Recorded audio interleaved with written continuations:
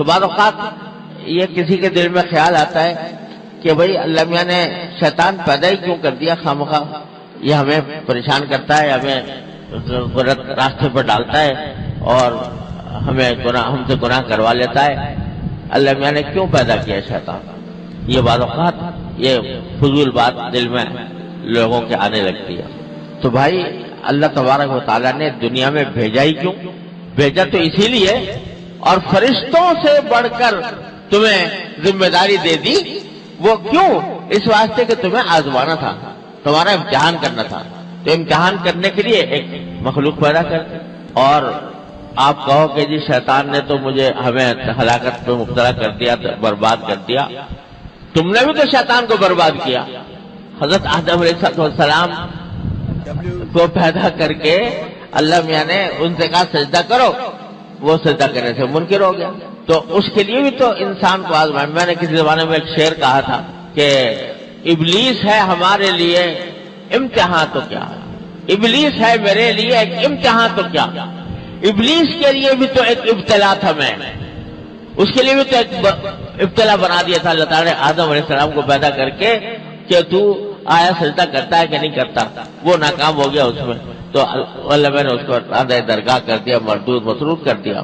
لیکن بہرحال یہ اس لیے ہے تاکہ اگر تمہارے لیے سارے وہی راستے کھلے ہوتے، نیکی ہی کے راستے، اور بدی کے راستے بند ہوتے، بدی کی طرف بلانے والا کوئی نہ ہوتا اور صرف نیکی کی طرف بلانے والے ہوتے، یہ آزمائش کیا ہوتی؟ پھر تم کو جو فرشتوں کے اوپر فضیلت دی جا رہی ہے اور اللہ تبارک و تعالیٰ تمہیں فرشتوں سے آگے مقام دے رہے ہیں، اس کے تم مستعد کیسے ہوتے؟ جبکہ تمہیں بدی کے راستے پر، برائی کے راستے پر لے جانے والی کوئی طاقت نہ ہوتی اور کوئی اس طرف لے جانے کے لیے ترغیب دینے والا نہ ہوتا، تو تمہیں فضیلت کیسے ہوتی، حاصل ہوتی؟ امتحان کیسے ہوتا اور امتحان کے بعد فضیلت کیسے حاصل ہوتی؟ اس لیے پیدا کیا اللہ تعالیٰ نے۔ لیکن ساتھ ہی فرما دیا کہ ارے بھائی یہ پیدا ضرور کر رہے ہیں، یہ تمہارے لیے ایک آزمائش ضرور ہے، لیکن قید شیطان کان ضعیفا، اس کا مکر جو ہے کمزور ہے، جو آگے اس کے ڈٹ جائے تو یہ اس کے آگے ہتھیار بھی ڈال دیتا ہے۔ کمینہ دشمن ہوتا ہے نا، کمینہ، وہ ایسا ہوتا ہے کہ اگر کمزور آدمی ہے دشمن، کمینے دشمن کا چڑھ جائے گا اس کے اوپر، اس کو گرا دے گا، اس کے اوپر ڈھا دے گا، اس کے اوپر سوار ہو جائے گا۔ اور اگر کوئی تکڑا مل گیا مقابلے پر، کمینے دشمن کے مقابلے پر کوئی تکڑا آ گیا جو ڈٹ گیا اس کے سامنے، تو وہ چھوئی موئی ہو جاتا ہے اس کے آگے۔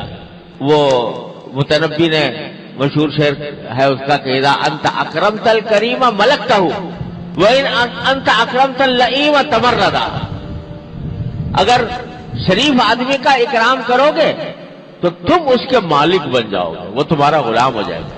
شریف آدمی کا اگر اکرام کیا تم نے اور اس کے ساتھ اچھائی کی تو وہ اتنا تمہارا احسان مانے گا کہ تمہارا غلام بن جائے گا۔ وَإِنْ أَنْتَ أَكْرَمْتَ اللَّئِيمَ، اور کسی کمینے کا اکرام کر لیا تم نے تو تمردا، وہ سرکش بن کے تمہارے سر پہ سوار ہو جائے گا۔ یہ معاملہ شیطان کا، یہ بڑا کمینہ دشمن ہے۔